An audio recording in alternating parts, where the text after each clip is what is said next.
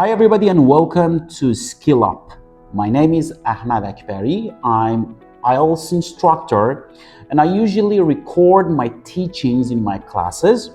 Today in our IELTS Speaking Part 3 section class, we talked about solution questions, which are one of the most common questions that examiners usually ask in IELTS Speaking Part 3. So if you have never seen these types of questions, or if you have problem answering these types of questions, I believe that watching this video can be helpful because first of all, we talked about the concept of the questions, the way that we can answer them, and some grammatical structures which can be helpful for answering them. Stay with us and watch this video. Okay, thanks everybody. Thanks for your practices. It is obvious that you're making progress, and now we are going to talk about a new type of question in IELTS Speaking Part 3 discussion. As you can see, this type of question is called solution questions. First of all, let's have a look at the 3 sample questions of this type. The first one, how can governments reduce air pollution in megacities? What should people with busy life do to organize their time? And the last one, what is your suggestion for making atmosphere of classes interesting? So the first thing that I want you to pay attention to is 3 sample starters. As you can see, how can, what should, and what is your suggestions? These 3 sample starters signal that the question is supposed to be a solution question.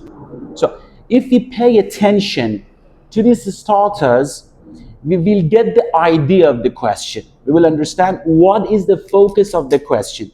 And as you remember, we talked about the same sample starter for cause and effect questions. As you remember, they start with why. So whenever you see why, in IELTS Speaking Part 2, when you hear why, the question which starts with why, you are supposed to analyze a cause and effect relationship. And here, when you hear these 3 starters, it means that the question is supposed to be a solution question. This is the first thing that I want you to remember. And the next step is that to talk about the concept of the question. What should you do? Obviously, you are supposed to provide a solution regarding the question that you are being asked. And so we can say the focus will be a solution, or let's say a piece of advice you are providing regarding the question. And how to answer them. What should I do for answering them?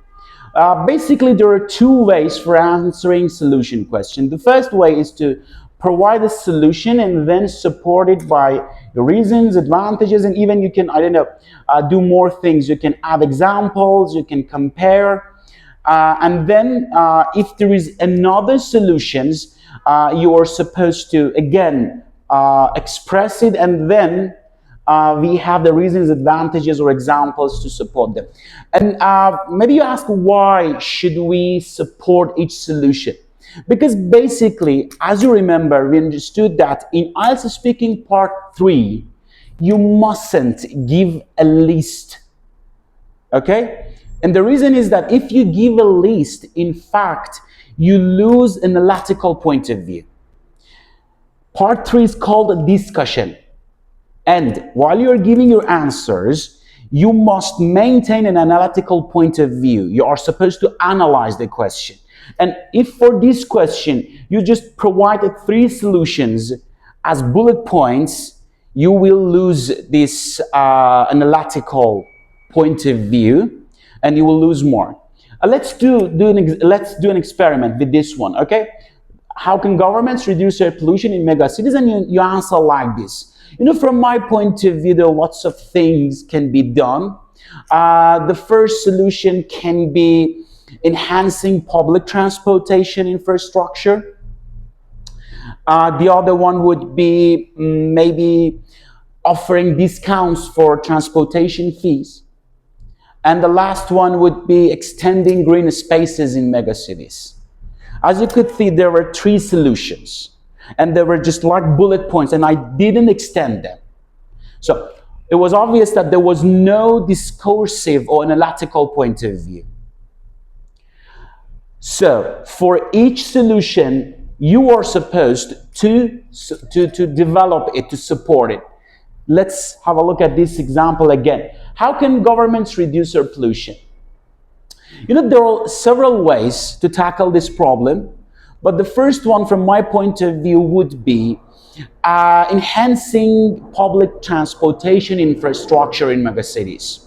And you know, when it happens, people will be encouraged to use them rather than their private vehicles. And as a result of that, the air pollution will decrease and we will have a better quality of air. The second one would be extending green spaces in megacities. Things such as public gardens and parks. And as you know, in cities where there are lots of trees, they will absorb dioxide carbon and produce oxygen. So as a result, the quality of air will improve. The difference between the first and the second one was the support that I provided, yeah? For talking about the first one, I gave my reason. For the second one, I gave examples and then talk about the advantages.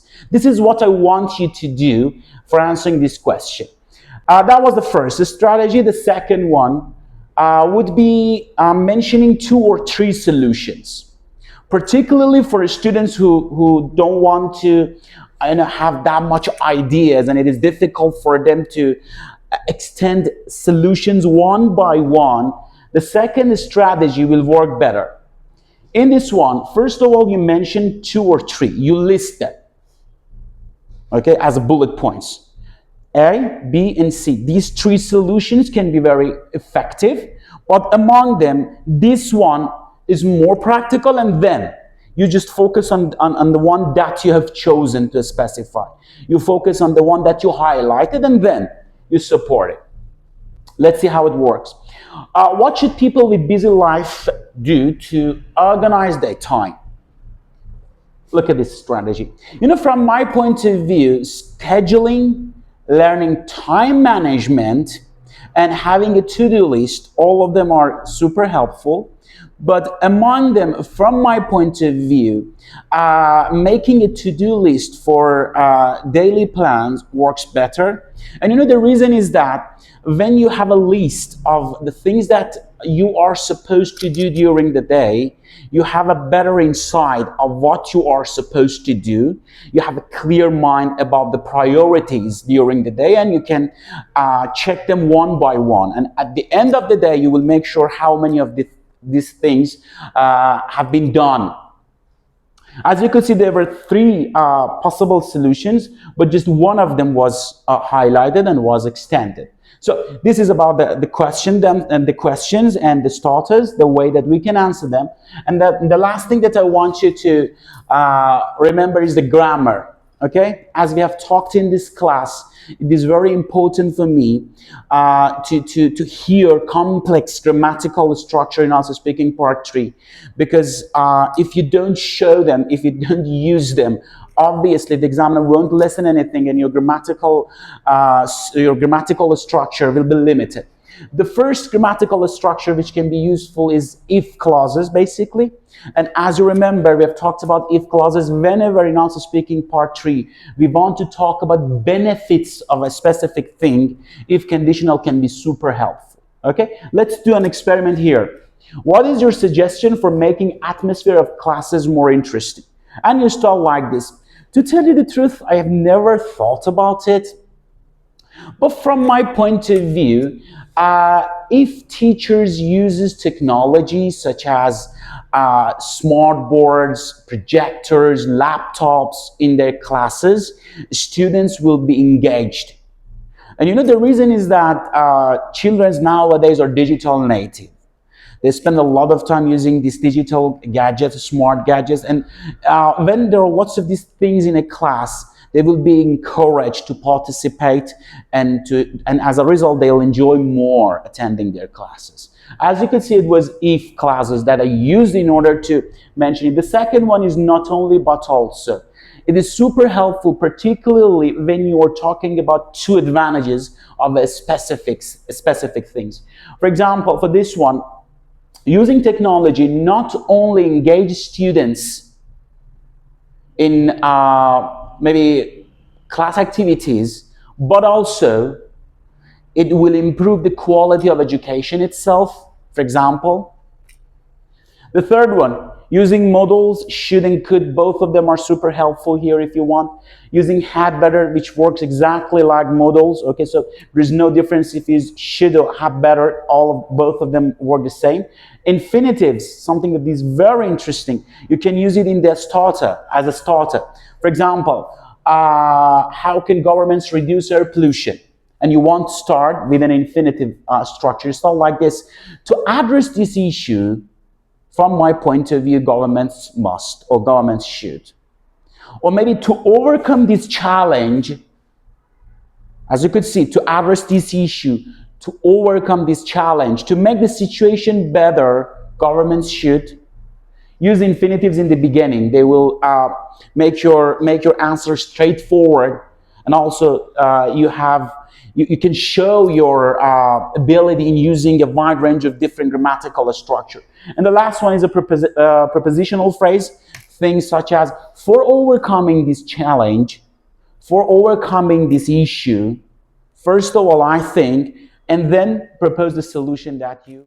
And my last word, if there is any question related to the topic that you learned today, or if there is any suggestion that you think can be helpful in order to help us to improve our performance, I would very appreciate it if you share it with us in Skill Up Academy. Thank you.